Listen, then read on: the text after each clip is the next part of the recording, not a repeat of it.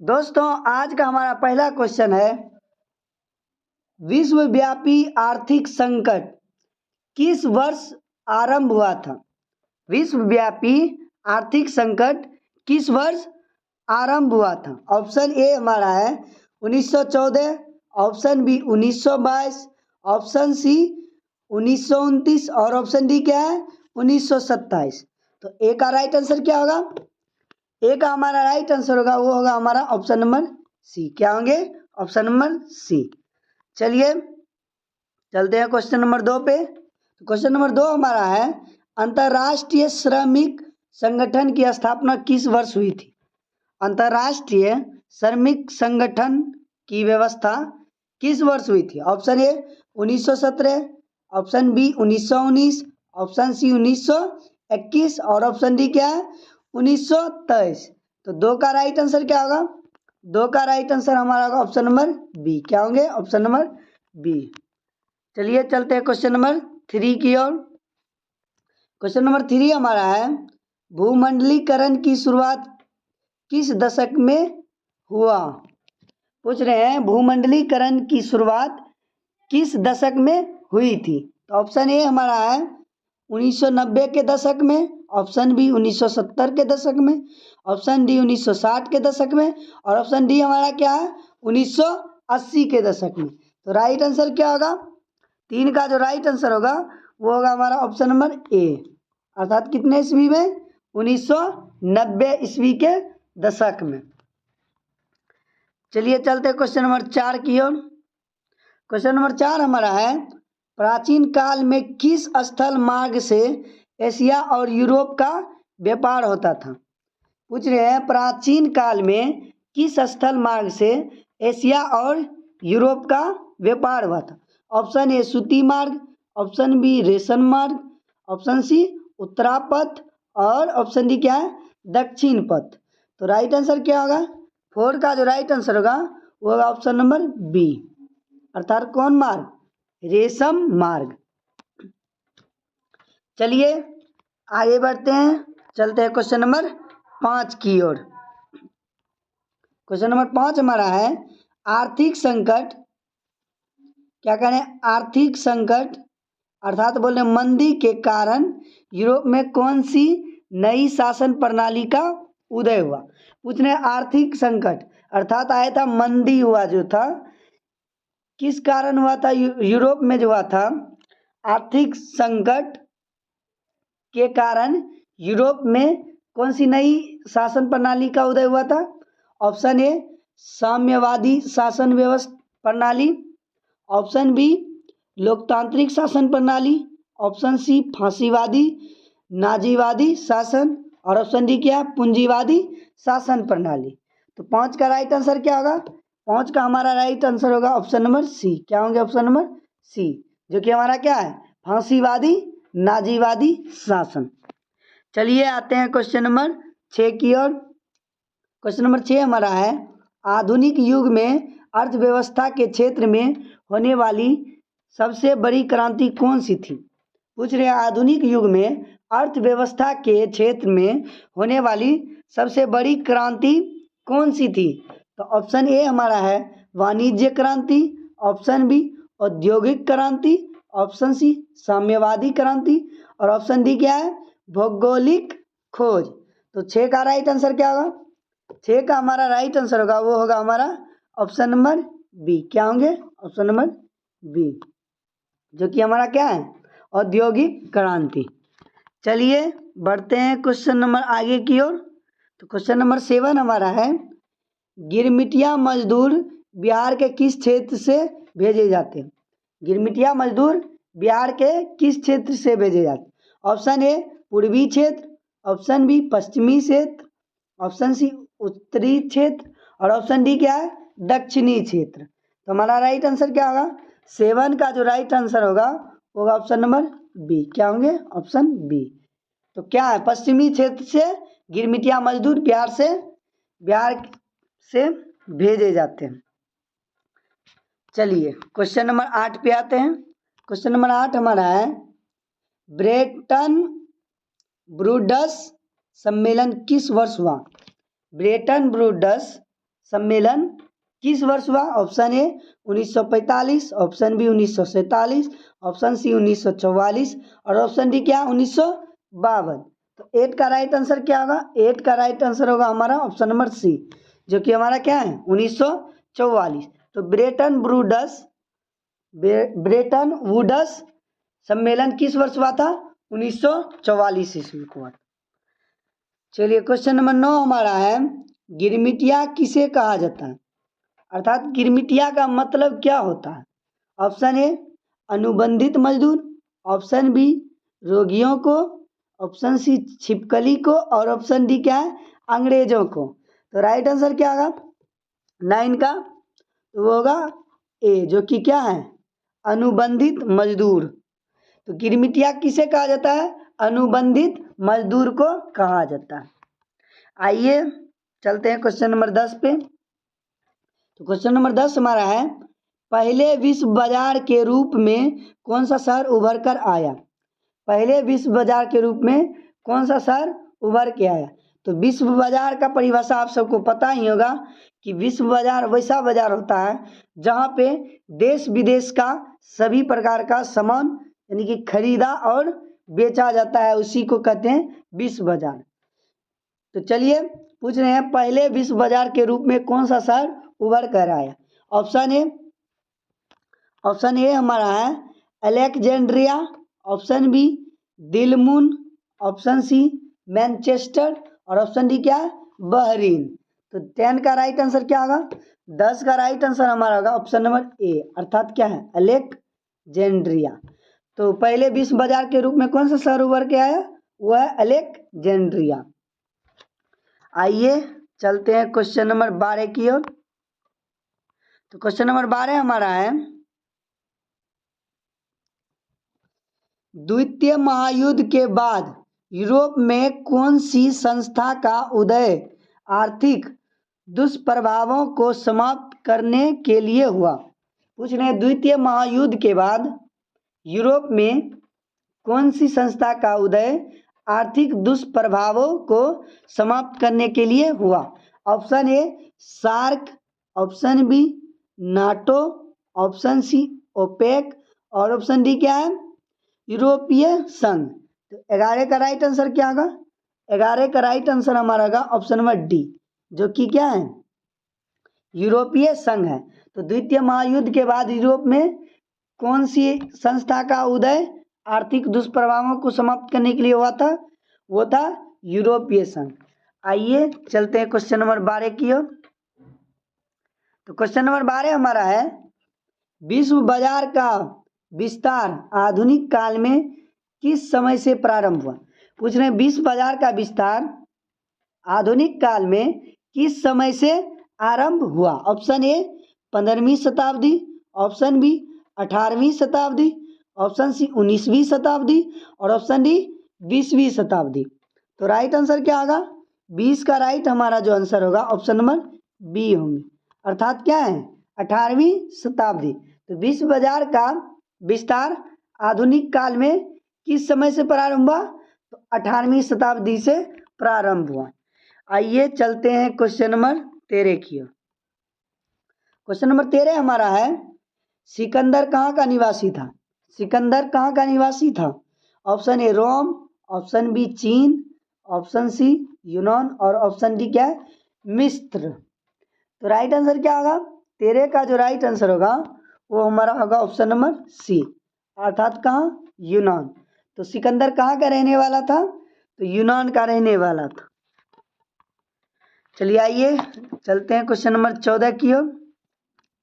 Question number 14 हमारा है, रेशम मार्ग कहाँ से आरंभ होता है? रेशम मार्ग कहाँ से आरंभ होता है?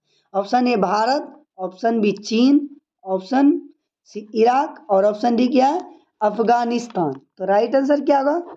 14 का जो राइट आंसर होगा वो होगा हमारा ऑप्शन नंबर बी, अर्थात चीन। तो रेशम मार्ग कहाँ से प्रारंभ होता है? होता है चीन से। आइए चलते हैं क्वेश्चन नंबर 15 की ओर। क्वेश्चन नंबर 15 हमारा है, आर्थिक महामंदी से कौन देश सबसे कम प्रभावित हुआ था? पूछ रहे हैं आर्थिक महामंदी से कौन सा देश सबसे कम प्रभावित हुआ?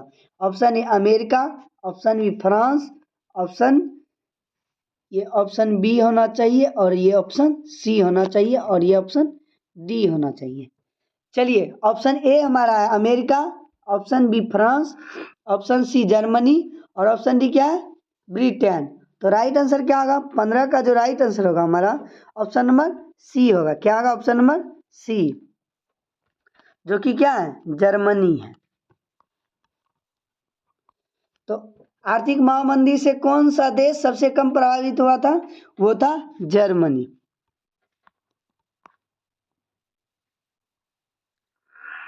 चलिए चलते हैं क्वेश्चन नंबर 17 की ओर। क्वेश्चन नंबर 17 हमारा है, इंग्लैंड कपास का आयात मुख्य रूप से कहाँ से करता था? पूछ रहे हैं, इंग्लैंड कपास का आयात मुख्य रूप से कहाँ से करता था? Option A Bharat, option B चीन, ऑप्शन सी फ्रांस और ऑप्शन डी क्या है? स्पेन। तो राइट आंसर क्या होगा? 16 का राइट हमारा आंसर होगा ऑप्शन नंबर ए, अर्थात कहाँ से करता था? भारत से।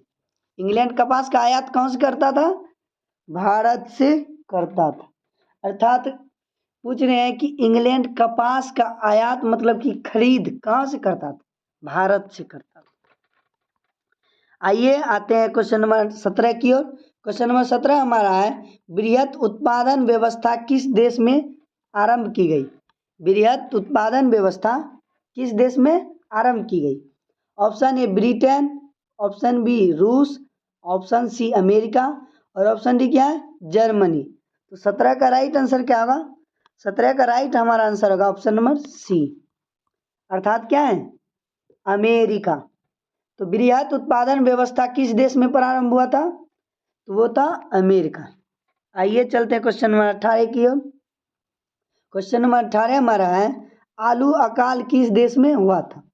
आलू का अकाल किस देश में हुआ था? Option A England, option B Ireland, C है स्पेन और ऑप्शन डी क्या है? अमेरिका। तो राइट आंसर क्या होगा? तो राइट आंसर हमारा होगा ऑप्शन नंबर बी, अर्थात क्या है? आयरलैंड। तो आलू का अकाल किस देश में हुआ था? तो आयरलैंड में हुआ था। आइए चलते हैं क्वेश्चन नंबर 19 पे। क्वेश्चन नंबर 19 हमारा है, होशे मेला का आयोजन कहाँ किया गया था? होशे मेला का आयोजन कहाँ किया गया था? Option A Guyana, option B Mauritius, option C Trinidad और ऑप्शन डी क्या है? सूरीनाम। तो राइट आंसर क्या होगा? 19 का जो राइट आंसर होगा वो होगा हमारा ऑप्शन नंबर सी, अर्थात क्या है? त्रिनिदाद। होशे मेला का आयोजन कहाँ किया गया था? त्रिनिदाद में किया था। आइए चलते हैं क्वेश्चन नंबर 20 पे। क्वेश्चन नंबर 20 हमारा है, कौन लॉ किस देश में पारित किया गया था? कौन लॉ किस देश में पारित किया गया था? Option A France, option B Germany, C रूस और डी क्या है? ब्रिटेन है। तो 20 का राइट आंसर क्या होगा? वो होगा हमारा ऑप्शन नंबर डी, अर्थात कहाँ? ब्रिटेन। तो कौन लॉ किस देश में पारित किया गया था? वो था ब्रिटेन। चलिए क्वेश्चन नंबर 21 हमारा है, नूडल्स किस मूल का था? पूछ रहे हैं नूडल्स किस मूल का था? ऑप्शन ए हमारा है चीन,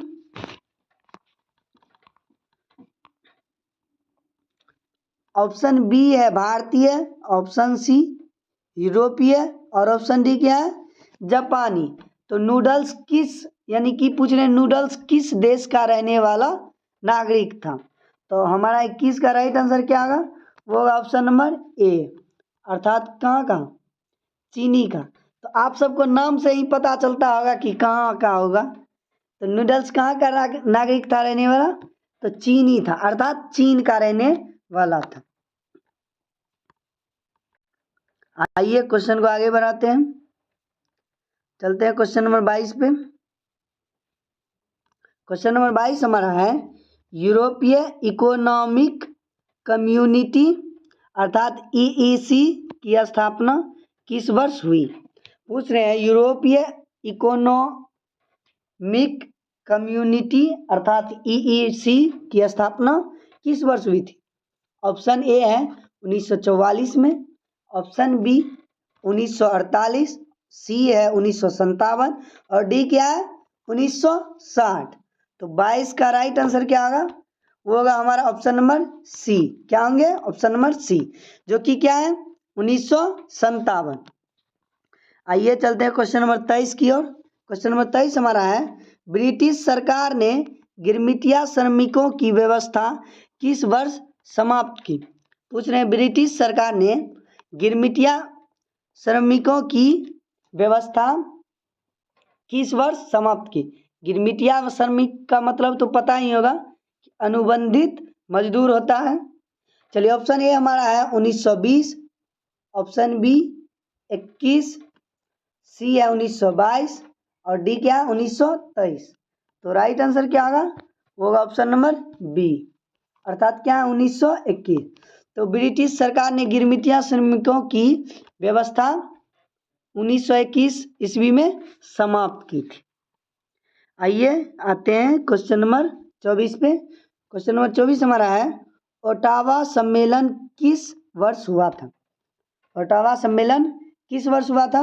ऑप्शन ए 1929, ऑप्शन बी 1930 और ऑप्शन सी 1932, ऑप्शन डी 1935। तो राइट आंसर क्या होगा? वो हमारा होगा ऑप्शन नंबर सी, जो कि क्या है 1932 में हुआ था। ओटावा सम्मेलन कब हुआ था? तो 1932 ईस्वी में हुआ था। चलिए क्वेश्चन नंबर 25 हमारा है, विश्व व्यापार संगठन की स्थापना किस वर्ष की गई थी? विश्व व्यापार संगठन की स्थापना किस वर्ष की गई थी? ऑप्शन ए 1945 में, ऑप्शन बी 1948, सी 1957 और डी क्या है 1995। तो राइट आंसर क्या होगा? वो होगा हमारा ऑप्शन नंबर डी, अर्थात कितने ईस्वी? 1995 ईस्वी। तो विश्व व्यापार संगठन की स्थापना किस वर्ष हुई थी? वो हुई थी 1995 ईस्वी। चलिए क्वेश्चन नंबर 26 पे आते हैं। 26 हमारा है, G8 की स्थापना कब हुई? G8 की स्थापना कब हुई? तो ऑप्शन ए 1957, बी 1967, सी 1975 और डी क्या है 1980 में। तो राइट आंसर क्या होगा? वो हमारा होगा ऑप्शन नंबर सी, जो कि क्या है 1975 में। आइए चलते हैं क्वेश्चन नंबर 27 की ओर। क्वेश्चन नंबर 27 हमारा है, संयुक्त राष्ट्र मौद्रिक एवं चित्तीय सम्मेलन किस वर्ष हुआ था? संयुक्त राष्ट्र मौद्रिक एवं चित्तीय सम्मेलन किस वर्ष हुआ था? ऑप्शन ए 1932, सी 1933, डी 1943 और डी क्या है 1944। तो 27 का राइट क्या होगा? तो 27 का राइट आंसर हमारा होगा ऑप्शन नंबर डी। तो जो भी स्टूडेंट्स हमारे चैनल पे नए जुड़े हैं वो हमारे चैनल को सब्सक्राइब करें। अगर वीडियो अच्छी लग रही हो तो अपने दोस्त के भी पास इस वीडियो को शेयर करें। चलिए क्वेश्चन को आगे बढ़ाते हैं, चलते हैं क्वेश्चन नंबर 28 की ओर। क्वेश्चन नंबर 28 हमारा है, यूरोपीय राष्ट्रों ने अफ्रीका का आपसी बंटवारा किस वर्ष किया? पूछ रहे हैं यूरोपीय राष्ट्रों ने अफ्रीका का आपसी बंटवारा किस वर्ष किया? ऑप्शन ए है 1870, ऑप्शन बी 1885, सी 1905 में और डी क्या है 1914 में। तो राइट आंसर क्या होगा? वो होगा हमारा ऑप्शन नंबर बी। क्या होंगे ऑप्शन नंबर बी, जो कि क्या है 1885 ईस्वी में। तो यूरोपीय राष्ट्रों ने अफ्रीका का आपसी बंटवारा किस वर्ष किया था? तो वो क्या था 1885 ईस्वी में। आइए चलते हैं क्वेश्चन नंबर 29 पे। क्वेश्चन नंबर 29 हमारा है, कच्ची कपास का निर्यात 1800 से 72 के बीच 5% से बढ़कर कितना प्रतिशत हो गया? पूछ रहे हैं कच्ची कपास का निर्यात 1800 से लेकर 72 के बीच 5% से बढ़कर कितना प्रतिशत हो गया? ऑप्शन ए 40%, बी 35%, सी 50% और डी 45%। तो राइट आंसर क्या होगा? वो होगा हमारा ऑप्शन नंबर बी, जो कि हमारा क्या है 35%। कितना है? 35%। आइए चलते हैं क्वेश्चन नंबर 30 की ओर। क्वेश्चन नंबर 30 हमारा है अंतर्राष्ट्रीय आर्थिक विनिमय का प्रभाव किस प्रकार के प्रभाव पर आधारित नहीं है? पूछ रहे हैं कि अंतर्राष्ट्रीय आर्थिक विनिमय का प्रभाव किस प्रकार के प्रभाव पर आधारित नहीं है? तो ऑप्शन ए है व्यापार, ऑप्शन बी श्रम, सी पूंजी और डी उद्योग। तो राइट आंसर क्या होगा? 30 का राइट हमारा आंसर होगा ऑप्शन नंबर डी। क्या होंगे? ऑप्शन नंबर डी, जो कि क्या है उद्योग। तो अंतर्राष्ट्रीय आर्थिक विनिमय का प्रभाव उद्योग पे नहीं हुआ था। चलिए क्वेश्चन को बढ़ाते हैं, चलते हैं क्वेश्चन नंबर 31 की ओर। क्वेश्चन नंबर 31 हमारा है प्रथम विश्व युद्ध की समाप्ति के बाद किसके द्वारा यूरोप की अर्थव्यवस्था को पुनर्जीवित करने का प्रयास किया गया? पूछ रहे हैं प्रथम विश्व युद्ध की समाप्ति के बाद किसके द्वारा यूरोप की अर्थव्यवस्था को पुनर्जीवित किया गया? तो ऑप्शन ए हमारा है रूस, ऑप्शन ए क्या है रूस, option B Germany, option C America और ऑप्शन डी क्या है फ्रांस। तो राइट आंसर क्या होगा? 31 का जो राइट आंसर होगा वो हमारा होगा ऑप्शन नंबर सी, अर्थात किसके द्वारा? अमेरिका द्वारा। तो प्रथम युद्ध की समाप्ति के बाद अमेरिका के द्वारा यूरोप की अर्थव्यवस्था को पुनर्जीवित किया गया था या करने का प्रयास किया गया था। आइए चलते हैं क्वेश्चन नंबर 32 पे। क्वेश्चन नंबर 32 हमारा है भूमंडलीकरण शब्द का इजाद किसने किया? भूमंडलीकरण शब्द का इजाद किसने किया? ऑप्शन ए किन्स ने, बी ब्रिया ने, सी फ्रेडरिक विलियम ने, ऑप्शन डी जॉन विलियम्स ने। तो राइट आंसर क्या होगा? वो हमारा होगा ऑप्शन नंबर डी। क्या होंगे? Option number D. कौन थे? तो जॉन विलियम्स ने। तो भूमंडलीकरण शब्द का इजाद किसने किया? तो जॉन विलियम्स ने किया। आइए क्वेश्चन नंबर 33 पे आते हैं। तो क्वेश्चन नंबर 33 हमारा है बाजार का स्वरूप विश्वव्यापी किस क्रांति के बाद हुआ? बाजार का स्वरूप विश्वव्यापी किस क्रांति के बाद हुआ? ऑप्शन ए औद्योगिक क्रांति, बी अमेरिकी क्रांति, सी फ्रांसीसी क्रांति और डी चीनी क्रांति। तो राइट आंसर क्या होगा? वो होगा हमारा ऑप्शन नंबर ए, अर्थात क्या है औद्योगिक क्रांति। तो बाजार का स्वरूप विश्वव्यापी किस क्रांति के बाद हुआ? औद्योगिक क्रांति के बाद हुआ। आइए चलते हैं क्वेश्चन नंबर 34 की ओर। क्वेश्चन नंबर 34 हमारा है भारत के किस प्रदेश से अधिकांश गिरमिटिया श्रमिक बाहर ले जाए गए? पूछ रहे हैं भारत के किस प्रदेश से अधिकांश गिरमिटिया मजदूर या बोलिए श्रमिक बाहर ले जाए गए? ऑप्शन ए राजस्थान से, ऑप्शन बी केरल से, सी पंजाब और डी उत्तर प्रदेश। तो राइट आंसर क्या होगा? हमारा होगा ऑप्शन नंबर डी। क्या होंगे? ऑप्शन नंबर डी, जो कि क्या है उत्तर प्रदेश से। चलिए चलते हैं क्वेश्चन नंबर 35 पे। 35 हमारा है पास्ता सिसिली अर्थात कहने इटली में किनके द्वारा ले जाया गया? पास्ता सिसिली में किनके द्वारा ले जाया गया? ऑप्शन ए चीनियों द्वारा, ऑप्शन बी अरबों द्वारा, सी भारतीयों द्वारा और डी पुर्तगालियों द्वारा। तो 35 का राइट आंसर क्या होगा? वो होगा हमारा ऑप्शन नंबर बी, अर्थात अरबों द्वारा। किसके द्वारा? अरबों द्वारा। आइए क्वेश्चन नंबर 36 की ओर। 36 हमारा है क्वेश्चन नंबर कि ईस्ट इंडिया कंपनी अफीम किस देश में भेजती थी?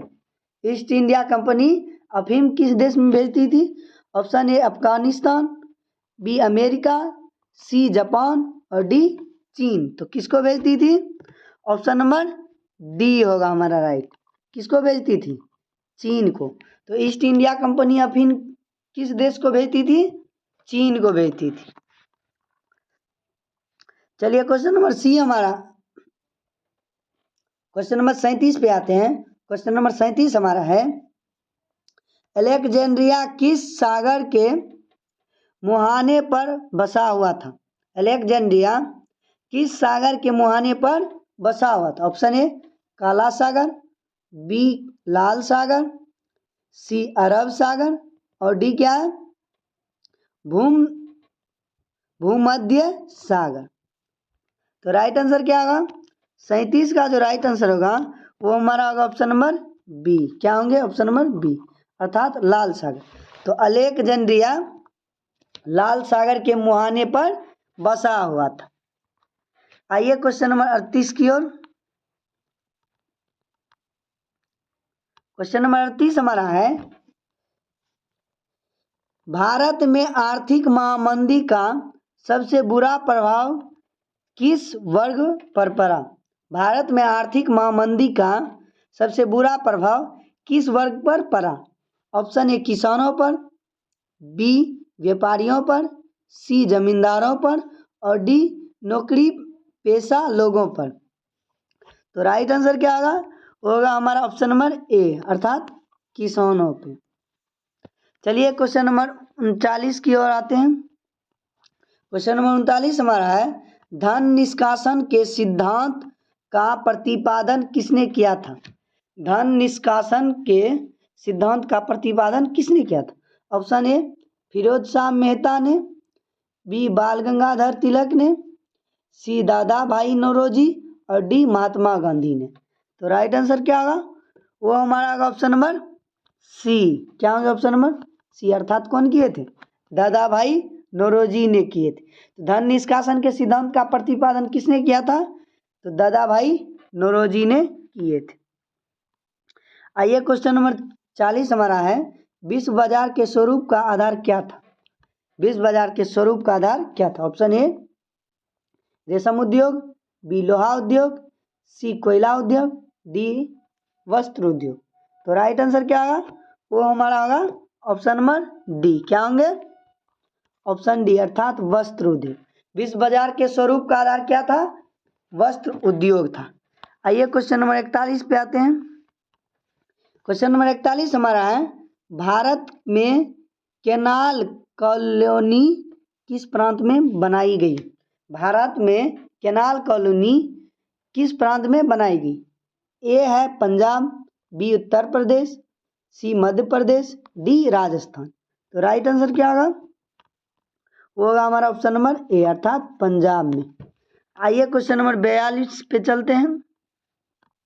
क्वेश्चन नंबर 42 हमारा है वृहत उत्पादन की नीति किसने अपनाई? वृहत उत्पादन की नीति किसने अपनाई?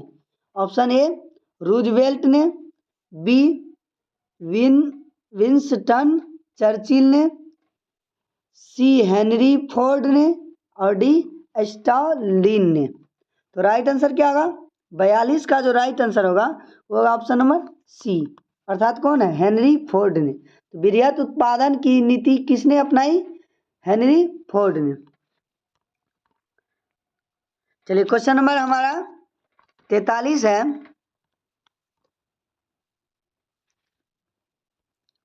43 है क्रिस्टोफर कोलंबस आलू कहाँ से यूरोप ले गया? क्रिस्टोफर कोलंबस आलू कहाँ से यूरोप ले गया? ऑप्शन ए इंग्लैंड से, बी अमेरिका से, सी भारत से और डी अफ्रीका से। तो राइट आंसर क्या होगा? 43 का राइट हमारा आंसर होगा ऑप्शन नंबर बी अर्थात कहाँ से?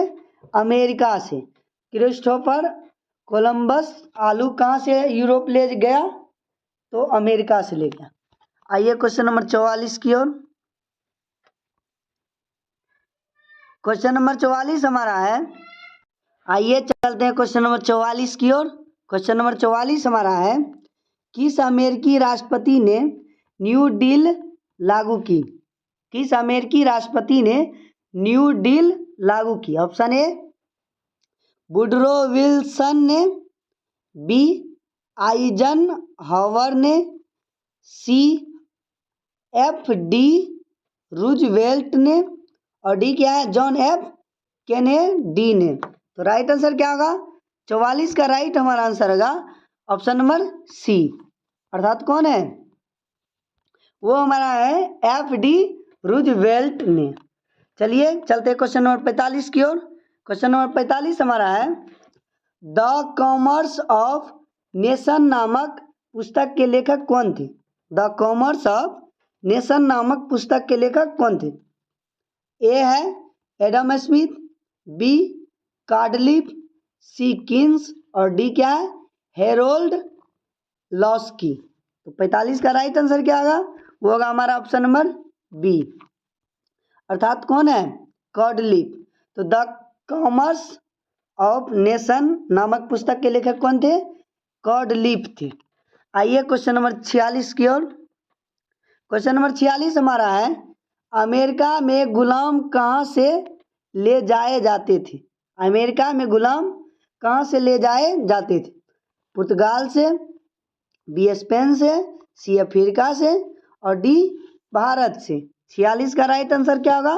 वो होगा हमारा ऑप्शन नंबर सी, अर्थात कहाँ से ले जाए जाते थे? अफ्रीका से। आइए चलते क्वेश्चन नंबर 47 की ओर। क्वेश्चन नंबर 47 हमारा है, आर्थिक महामंदी का विश्व अर्थव्यवस्था पर क्या प्रभाव पड़ा? आर्थिक महामंदी का विश्व अर्थव्यवस्था पर क्या प्रभाव पड़ा? ऑप्शन ए उत्पादन में तेजी, बी उपभोक्ता वस्तुओं की मांग में बढ़ोतरी, सी अकाल, और डी बेरोजगारी। 47 का राइट आंसर क्या होगा? वो होगा हमारा ऑप्शन नंबर डी, अर्थात क्या? बेरोजगारी। तो आर्थिक महामंदी का विश्व अर्थव्यवस्था पर क्या प्रभाव पड़ा? बेरोजगारी पड़ा। आइए चलते हैं क्वेश्चन नंबर 48 की ओर। क्वेश्चन नंबर 48 हमारा है, कॉर्न लॉ द्वारा ब्रिटेन में किस अनाज का आयात प्रतिबंधित कर दिया गया? कॉर्न लॉ द्वारा ब्रिटेन में किस अनाज का आयात प्रतिबंधित कर दिया? ऑप्शन ए गेहूं, बी चावल का, सी मक्का का, और डी दलहन का। तो 48 का राइट आंसर क्या होगा? वो होगा हमारा ऑप्शन नंबर सी, अर्थात मक्का का। आइए चलते हैं क्वेश्चन नंबर आज का लास्ट पे। क्वेश्चन नंबर लास्ट हमारा है, 1820 से 1914 के बीच विश्व व्यापार में कितने गुने की वृद्धि हो चुकी थी? पूछ रहे हैं 1820 से 1914 के बीच विश्व व्यापार में कितने गुने की वृद्धि हो चुकी थी? ऑप्शन ए 15 से 20 गुनी, बी 25 से 40 गुनी, सी 20 से 40 गुना, और डी क्या है? 30 से 50 गुना। तो 49 का राइट आंसर क्या होगा? वो होगा हमारा ऑप्शन नंबर बी। क्या होंगे? बी, जो कि क्या है? 25 से 40 गुना। तो